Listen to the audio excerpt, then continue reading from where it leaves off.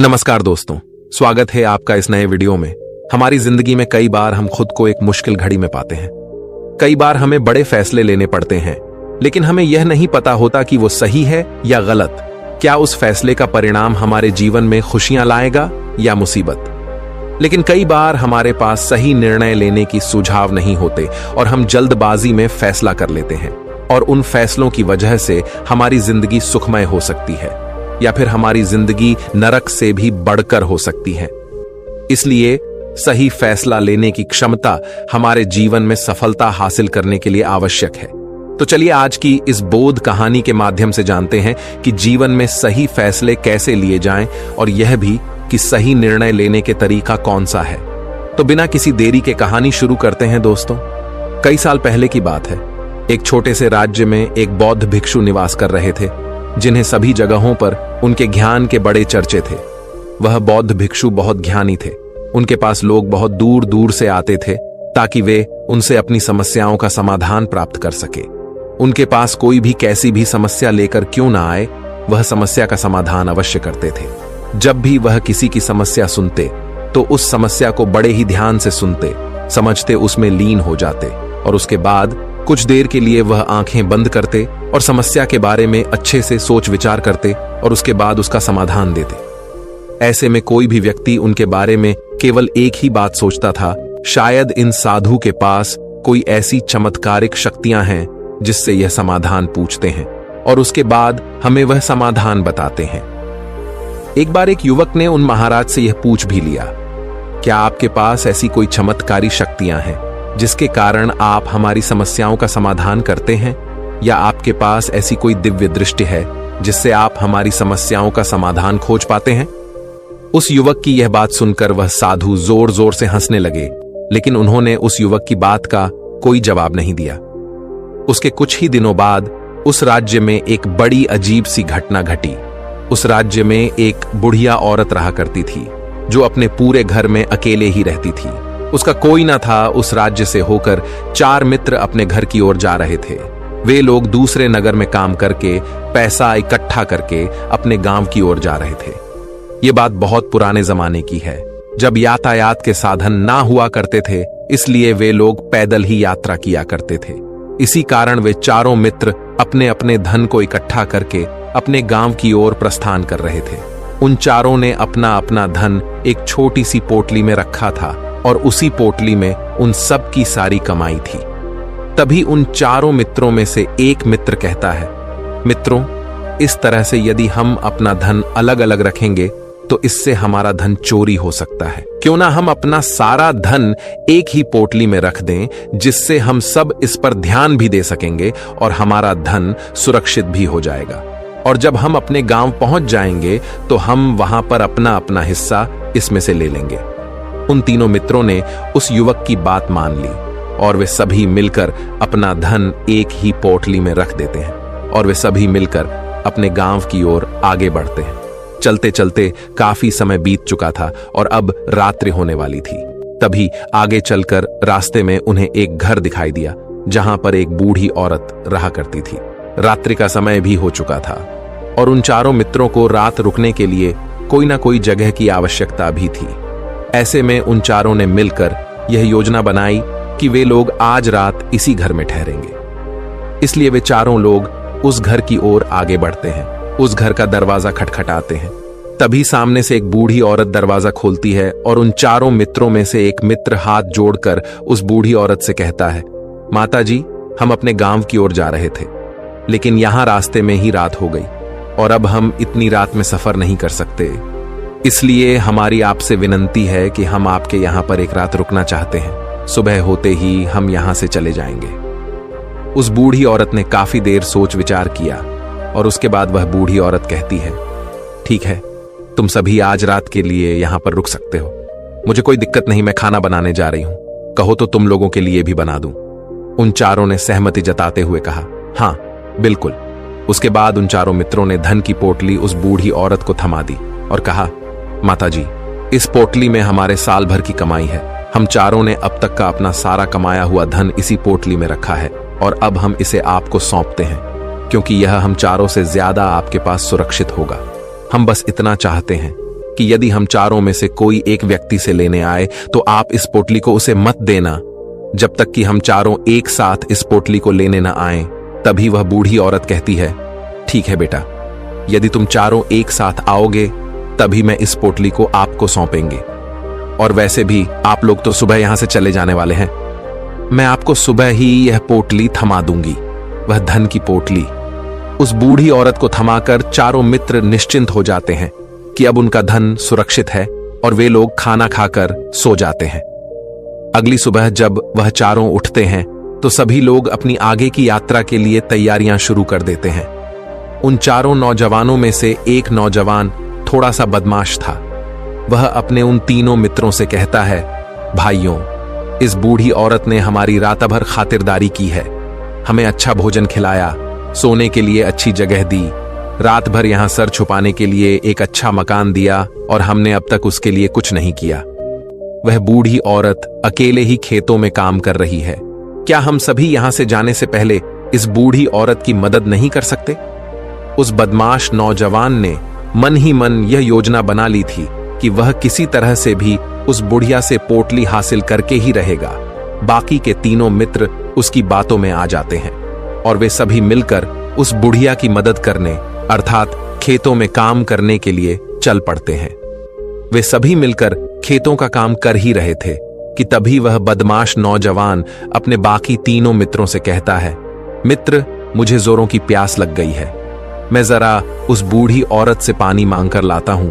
वह बाकी मित्र भी अब काफी थक चुके थे, उन्हें भी जोरों की प्यास लगी थी, इसलिए वह तीनों मित्र उसे वहां से जाने की अनुमति दे देते हैं। जैसे ही वह बदमाश उस बूढ़ी औरत के पास पहुंचता है, वह उस बूढ़ी औरत से कहता है, माता जी, अब हम यहां से जा रहे हैं, कृपया करके हमारे धन की पोटली हमें वापस दे दें। इस पर वह बूढ़ी औरत कहती है, नहीं नहीं, जब तक तुम चारों एक साथ ना हो तब तक मैं वह पोटली किसी को नहीं दे सकती।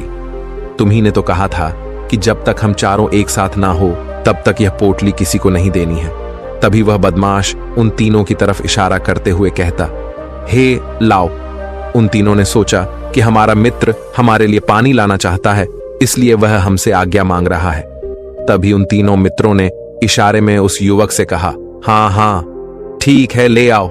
ये देख, उस बुढ़िया को यह लगने लगा कि अब ये चारों यहां से जा रहे हैं और ये अपनी पोटली मांग रहे हैं, इसलिए उस बुढ़िया ने वह कोठलाकर उस बदमाश के हाथों में रख दी और वह बदमाश उस पोटली को लेकर वहां से चला गया और बाकी के तीनों मित्र अपने खेत के काम में व्यस्त हो जाते हैं। कुछ देर के बाद जब वह तीनों खेत का काम करके वापस लौटते हैं और बुढ़िया से कहते हैं, माता जी, हमारा मित्र जो यहां पानी पीने आया था वह कहाँ गया?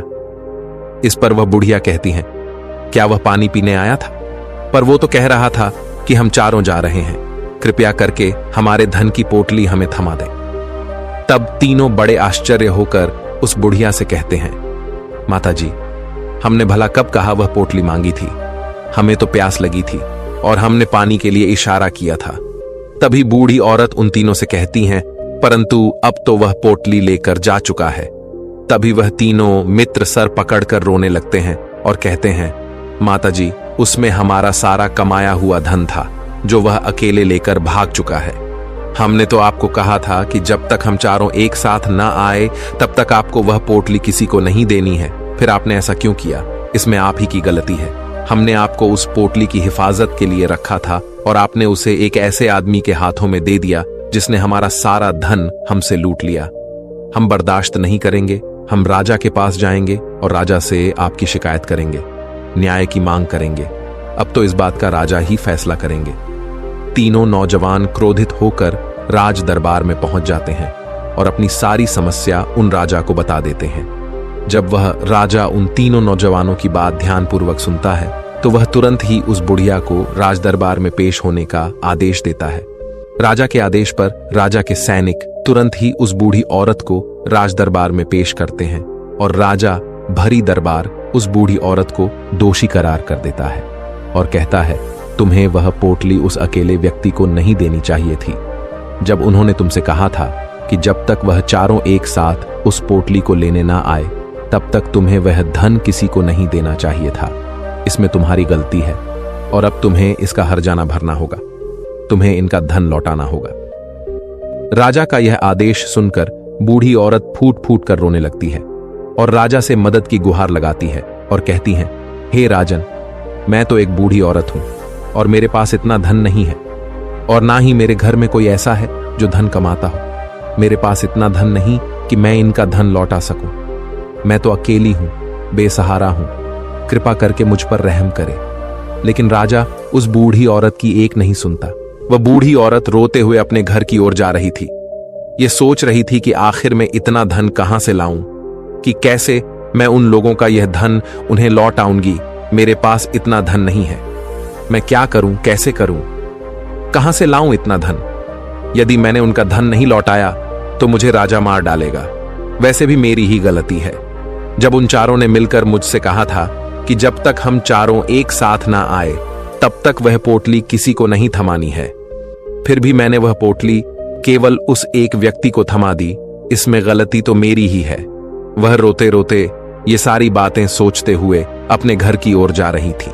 तभी रास्ते में उस बूढ़ी औरत को वहीं संत मिले जो उस नगर में किसी भी समस्या का समाधान बड़ी ही सरलता और सहजता से करते हैं। उन्होंने उस बूढ़ी औरत से कहा, क्या बात है बेटी, क्यों रो रही हो? इस पर वह बूढ़ी औरत उस संत को सब कुछ सच सच बता देती है और कहती है, हे महाराज, इसमें गलती तो मेरी ही है। उन चारों ने तो पहले ही कहा था कि जब तक वे चारों एक साथ ना आए तब तक वह पोटली मुझे किसी को नहीं देनी है। लेकिन मेरी हिम्मत मारी गई थी जो मैंने वह पोटली केवल एक व्यक्ति को थमा दी और वह उनका सारा धन लेकर वहां से भाग गया। लेकिन अब मुझे यह समझ नहीं आ रहा कि मैं वह सारा धन कहां से लाऊं, कैसे जुटाऊं। मेरे पास इतना धन नहीं है और राजा ने तो आदेश भी दे दिया है कि मुझे उनका धन लौटाना ही पड़ेगा। लेकिन मैं यह समझ नहीं पा रही कि इतना सारा धन मैं कहां से लाऊंगी। तभी वह संत उस बूढ़ी औरत से कहते हैं, शांत हो जाओ, मैं कोई ना कोई रास्ता जरूर निकाल लूंगा। इतना कहकर वह संत वहीं पर बैठ जाते हैं, ध्यान करने लगते हैं। कुछ देर के लिए आंखें बंद कर सोचते हैं, विचार करते हैं। मौन रहकर वह समस्या का समाधान निकालते हैं और उसके बाद वह उस बूढ़ी औरत से कहते हैं, बेटी, राजा ने फैसला किया है, वह बिल्कुल गलत है। आपने जो किया इसमें आपकी कोई गलती नहीं है। राजा का फैसला गलत है। उन संत के इतना कहने पर बूढ़ी औरत चुप हो गई और यह सोचने लगी कि आखिर राजा का फैसला कैसे गलत हो सकता है। राजा तो सभी के लिए न्याय ही करते हैं और वह कभी किसी का बुरा नहीं करते। फिर आखिर आज राजा का फैसला कैसे गलत हो गया? उन संत और उस बुढ़िया की बात आसपास के खड़े लोग सभी लोग सुन रहे थे और वे लोग भी बड़े अचरज में थे, क्योंकि राजा का फैसला कैसे गलत हो सकता है। राजा ने तो बिल्कुल सही फैसला लिया है। इस बूढ़ी औरत ने ही गलती की है, उन चारों का धन केवल एक ही को थमा दिया। ऐसे में इस बुढ़िया को उनका धन तो लौटाना ही चाहिए। राजा ने गलत फैसला कहा किया है। तभी वह संत उस बूढ़ी औरत से कहते हैं, जाओ और राज दरबार में कह दो कि हे राजन, आपका फैसला गलत है और सही क्या है, गलत क्या है, इसका फैसला मैं करूंगा। पहले तो बूढ़ी औरत इतनी हिम्मत ही नहीं जुटा पा रही थी कि वह राज दरबार में जाकर भरे राज दरबार में राजा को यह कह सके कि राजन, आपका फैसला गलत है। लेकिन जैसे तैसे उसने हिम्मत जुटाई और वह वापस राज दरबार लौटी। उसने डरते हुए भरे राज दरबार राजा से बड़ी थर्राती आवाज में कहा, हे राजन, आपने जो फैसला किया है वह फैसला गलत है। इतना कहकर उसने राजा को सारी बात सच सच बता दी। उस बूढ़ी औरत की बात सुनकर राजा बहुत क्रोधित हुआ। राजा ने उस बूढ़ी औरत से कहा, कौन है वह संत जिसने मेरे फैसले को गलत बताया है? क्या उन्हें नहीं लगता कि मैंने सही निर्णय लिया है? मैं हर रोज कई निर्णय लेता हूं, कई फैसले करता हूं, लेकिन आज तक कभी किसी ने मुझसे यह नहीं कहा कि मेरा फैसला गलत है। यदि उन संत ने मुझे सही फैसला न सुनाया, उन्हें फांसी की सजा दे दूंगा। यह बात पूरे नगर में फैल गई। सभी लोग यह जानने के लिए हैरान थे कि आखिर वह साधु ऐसा कौन सा फैसला सुनाने वाले हैं जो राजा से भी उचित होगा, जिसमें सबके लिए न्याय होगा। राजा ने अपने सैनिकों को तुरंत ही आदेश दिया कि जाओ और संत को राज दरबार में लाओ। राजा की आज्ञा के अनुसार वे सैनिक तुरंत ही उन संत को लेने के लिए निकल पड़े। वे लोग कुछ ही देर बाद उन संत को लेकर राज दरबार पहुंचे। राज दरबार में सभी लोग उपस्थित थे और सभी लोग उन संत के फैसले का इंतजार कर रहे थे। उन संत को देखकर राजा कहता है, महाराज, आपको ऐसा क्यों लगता है कि हमने जो फैसला किया है वह गलत है? इस बुढ़िया ने यह वादा किया था कि वह चारों लोगों को एक साथ ही वह पोटली जमाएगी। फिर आखिर उसने अपना वादा क्यों तोड़ा? इसने यह गलती क्यों की कि इसने केवल एक ही को पोटली थमा दी और वह उनका सारा धन लेकर यहां से भाग गया? तो क्या इसमें इसकी गलती नहीं है? क्या इससे इनका धन नहीं लौटाना चाहिए? इस पर वह साधु बड़ी विनम्रता से राजा से कहते हैं, हे राजन, यह आपका फैसला था, लेकिन मैं आपसे कुछ कहना चाहता हूं। इस पर राजा कहता है, ठीक है, कहिए आप क्या कहना चाहते। इस पर वह साधु बड़ी विनम्रता से राजा से कहता है, हे राजन, जैसा कि वादा किया गया था कि पोटली एक साथ उन चारों को ही दी जाएगी, तो अभी तो ये केवल 3 है, चौथा कहां है? तो इनसे कहिए कि ये लोग यहां से वापस जाएं और अपने उस चौथे मित्र को यहां लेकर आए, तभी इनका धन वापस किया जाएगा। और वादा भी ऐसा ही किया गया था कि जब तक चारों लोग एक साथ ना हो तब तक उनका धन उन्हें नहीं लौटाया जाएगा। और यदि यह बूढ़ी औरत इन तीनों को धन लौटा देती है तो ये बूढ़ी औरत अपना वादा तोड़ देगी, और ये सही नहीं है। इसलिए यदि आप चाहते हैं कि इनका धन लौट आया जाए तो पहले इनसे कहिए कि ये लोग जाएं और अपने उस चौथे मित्र को यहां पर वापस ले आए। उस राजदरबार में हर कोई इस बात को सुनकर बहुत खुश हुआ। सभी ने उन संत की बहुत तारीफ की। राजा भी उन संत के इस फैसले से पूरी तरह से सहमत था। राजा तुरंत ही उन संत के सामने सिर झुका लेता है और हाथ जोड़कर उनसे कहता है, हे महाराज, आपका यह फैसला इतना सही कैसे हो सकता है? आखिरी बात मेरे दिमाग में आई क्यों नहीं? मैंने इस बात को इस तरह से सोचा क्यों नहीं? तभी वह साधु उस राजा से कहते हैं, हे राजन, आपके पास और भी काम होते हैं। आप दिन भर व्यस्त रहते हैं और आपको जल्दबाजी में फैसले लेने पड़ते हैं। आपने इस मामले को सुना समझा, लेकिन इसे देखने में आप गलती कर गए। इससे आपने केवल ऊपरी तौर पर देखा। आपने इसकी गहराई तक जाने का प्रयास तक नहीं किया। यदि आपने इस मामले की गहराई को देखा होता, समझा होता, तो आप भी इसी नतीजे पर आते। जब तक हम किसी मामले की गहराई तक नहीं जाते, तब तक हम उसका सही समाधान नहीं निकाल सकते। लेकिन हम में से अधिकांश लोग तो अपने फैसले केवल जल्दबाजी में लेना चाहते हैं, भले ही वह मामला कितना भी गंभीर क्यों ना हो। हमें तो बस अपना हक चाहिए, हमारा नाम होना चाहिए, भले ही फैसला हमारे लिए आगे चलकर हमारे लिए नुकसानदायी क्यों ना हो। लेकिन हम तो उस मामले की गहराई तक जाने के लिए सोचते तक नहीं।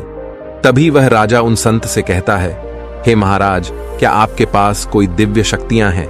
क्या आपके पास ऐसी कोई चमत्कारिक शक्ति है जिसे आप सवाल करते हैं और बदले में वह आपको जवाब देती है, जिस कारण आप सटीक और सही समाधान बता पाते हैं? राजा की यह बात सुनकर वसंत मुस्कुराने लगे और राजा से कहते हैं, हे राजन, यह सवाल मुझसे कई लोगों ने पूछा है और मैंने कभी किसी का कोई जवाब नहीं दिया। लेकिन आप इस राज्य के राजा हैं, इसलिए मैं आपके इस प्रश्न का उत्तर देता हूं। आप में से कई लोगों को यहां ऐसा लगता है कि मेरे पास कोई ऐसी शक्तियां हैं जिससे मैं बात कर सकता हूं, जिससे मैं कोई भी समस्या का समाधान पा सकता हूं।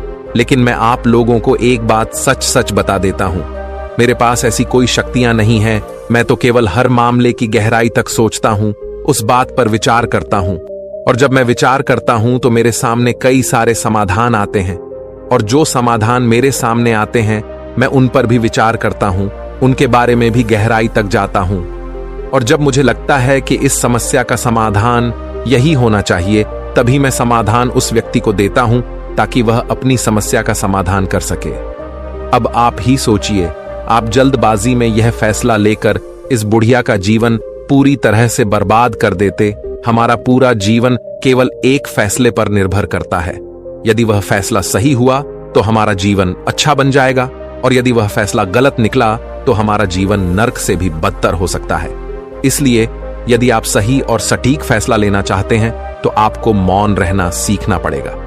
मौन रहकर उस पर विचार करना सीखना होगा, क्योंकि हमारे फैसले ही हमारा भविष्य तय करते हैं, हमारी जिंदगी का अगला पड़ाव तय करते हैं।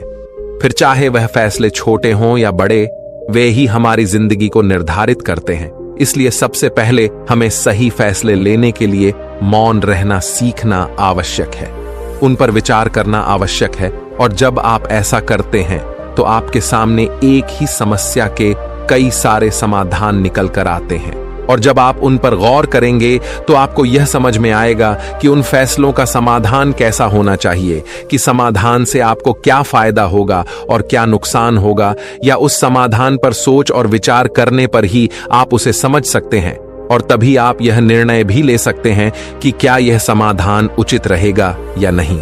और यह सब संभव हो सकता है यदि हम कम बोलना शुरू करें, अब पूरी तरह से मौन हो जाए। इसका अर्थ यह है कि आप भीतर से शांत हो जाएं, और जब आप भीतर से शांत होने लगते हैं तो आपका मन स्पष्ट होने लगता है, साफ होने लगता है, और आप किसी भी चीज पर सोच विचार कर सकते हैं। और जब आप भीतर से शांत होने लगते हैं तो आप ऊपर से भी कम बोलते हैं, और जब आप धीरे धीरे कम बोलने के आदी हो जाते हैं तो आप साफ और स्पष्ट तौर पर सोच और समझ पाते हैं। आपके विचारों में शुद्धता आ जाती है, जिससे आपको यह साफ और स्पष्ट देखने को मिल जाता है ये कौन सा फैसला सही होगा और कौन सा फैसला गलत होगा, आपको उस परिस्थिति में क्या करना चाहिए और क्या नहीं करना चाहिए। लेकिन हम में से अधिकांश लोग अपने आप को सही साबित करने के लिए, अपने आप को ऊंचा साबित करने के लिए अत्यधिक बोलते हैं, और इतना बोलते हैं कि हर कोई उनकी बातों को गंभीरता से नहीं लेता। उन्हें ऐसा लगता है कि मानो ज्यादा बोलना ही हमारे लिए हमारा शस्त्र है, लेकिन वह यह भूल जाते हैं कि वह अत्यधिक बोलकर मूर्ख बन रहे हैं। लोग हमारा मजाक बनाते हैं, हमें मूर्ख समझते हैं, हमसे दूर रहने लगते हैं क्योंकि उन्हें हमारी बक बक अच्छी नहीं लगती।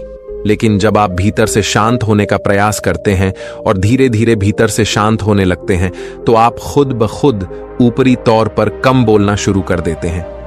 इससे आपके मन में, आपके मस्तिष्क में एक साफ और स्पष्ट विचार उत्पन्न होते हैं, और आप अपने आप को साफ स्पष्ट तौर पर समझ पाते हैं, देख पाते हैं आपको कब, क्या, क्यों और कितना बोलना चाहिए, और आपको कब, कैसे, क्यों, किस तरह से कौन सा फैसला लेना सही है या नहीं, यह भी आप अच्छी तरह से समझ और जान पाते हैं। जब आप कम बोलना शुरू करते हैं तब आप अपने आप को बहुत अच्छी तरह से समझना शुरू कर देते हैं, अपने आप पर अच्छी तरह से विचार करना शुरू कर देते हैं। तब आपको यह बात भी बहुत अच्छी तरह से समझ में आने लगती है कि जो हम बेकार की बक बक करते हैं उस पर हमारे शरीर की बेवजह ही कितनी सारी ऊर्जा यूं ही व्यर्थ हो जाती है, नष्ट हो जाती है, जिसे हम चाहे तो किसी जरूरी काम में लगा सकते हैं, फैसले लेने में लगा सकते हैं, जिससे हम तनाव मुक्त रह सकते हैं और हमें अच्छी नींद भी आ सकती है। और यदि आप इसी प्रकार सोच विचार कर फैसले लेना शुरू करते हैं तो आपका मस्तिष्क भी अच्छी तरह से काम करने लगता है, और आपका मस्तिष्क पहले से भी ज्यादा शक्तिशाली हो जाता है। और इसका एक बहुत अच्छा उदाहरण भी आपको मैं बताना चाहूंगा। जब आप स्कूल में पढ़ते थे या फिर आज भी आप पढ़ रहे हो तो आपने देखा होगा कि जो बच्चे होनहार होते हैं, होशियार होते हैं, वे लोग बहुत कम बातें करते हैं और अपना समय सही चीजों में लगाते हैं। वह अधिकांशतः अपना समय मौन होकर ही बिताते हैं। इसी वजह से वह पढ़ाई करने में बहुत तेज होते हैं। वह जो कुछ भी पढ़ना चाहते हैं वह उसे याद कर ले जाते हैं। लेकिन वहीं पर दूसरी तरफ जो लोग बहुत अधिक बोलते हैं, यदि आप उन्हें पूरे 24 घंटे भी दे दें तो भी वह उस तरह से उन चीजों को याद नहीं रख सकते जिस तरह से वह मौन रखने वाले बच्चे उन बातों को याद कर लेते हैं। और महान चाणक्य ने भी यही कहा है कि जो व्यक्ति ये समझ जाता है कि उसे कब, कहां और कितना बोलना चाहिए, उस व्यक्ति को सफल होने से कोई नहीं रोक सकता। और आप इतिहास उठाकर देख सकते हैं आज तक जो भी लोग महान हैं, जो लोग भी सक्सेसफुल बने हैं, उन लोगों की आदत बहुत कम बोलने की है।